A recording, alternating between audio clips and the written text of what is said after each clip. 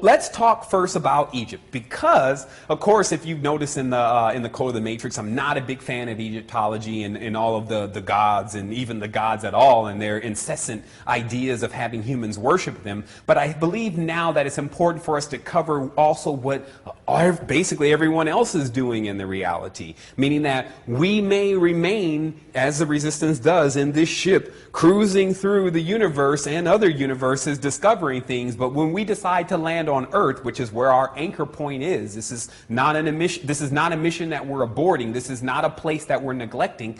When we come to Earth, we need to understand the systems and the structure that have been developed here over time. Now, I'm not saying that those systems cannot be changed and will not be changed, but what I'm telling you is for the last probably 6,000, 7,000, maybe even longer, for that period of time, we've been under a specific kind of information system. That system has a lot to do with Egypt, but of course, pre-Egypt is really Samaria, also Babylon. So basically, the customs of Samaria and Babylon and pretty much the Orient were, I won't say perfected, but were written and itemized in Egypt. So Egypt became the ultimate place for you to understand the spiritual components to the physical reality. However, with most cases, the reason why a person in ancient times went to Egypt was because they wanted to discover either one, what happens when you die, or two, what happened to a loved one that died. Now, of course, most people now will find that a parent, a child, a friend, or someone may die, and then once they rest in peace and they bury them, then they don't really inquire further about where they are. They just say, oh, they're with God now. However, back in the old days, because everyone was a lot more connected, and as I told you before, everyone was more like family, then when someone died, some individuals just could not accept that death, especially if it was someone that they were married to or someone that they had bequeathed their entire life to. So there was knowledge that always passed around to everyone on the organic communication system of word of mouth that, hey, you can go to Egypt and they know more about what could really happen after death or what happened to your dead friend or family member, etc. So a lot of people made pilgrimages to Egypt, and of course you can imagine Egypt itself being those pyramids, which are pyramids that correspond to the netherworld, being coated in gold, and their appearance as you were coming across the desert to actually see Egypt, which was then Kemet.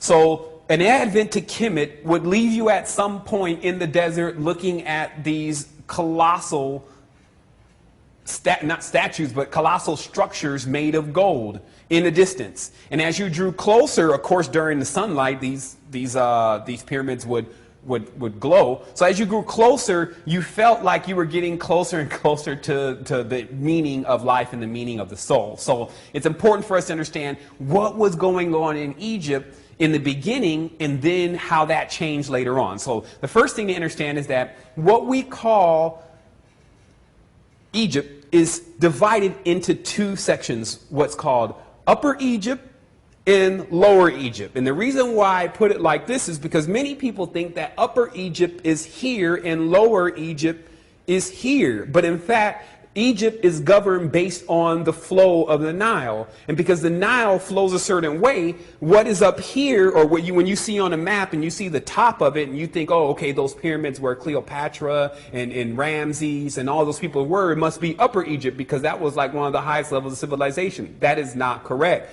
Upper Egypt is actually Nubia, which is where you have Ethiopia, Somalia, or what's known as the Horn of Africa. So in those areas, the knowledge that was based on the higher levels of consciousness and spirituality, that's where that was trafficked in Nubia. And you also get this in the Sumerian text, where once the Sumerians supposedly land with now this new hyperdimensional role that they've gained from our current literature, then they immediately go to Kush, which is located in Nubia. So remember, Upper Egypt's down here, Lower Egypt's up here, okay? So that would confuse a person enough if they didn't know that. So in Lower Egypt, what was occurring is that the knowledge and the information of the earth is magical.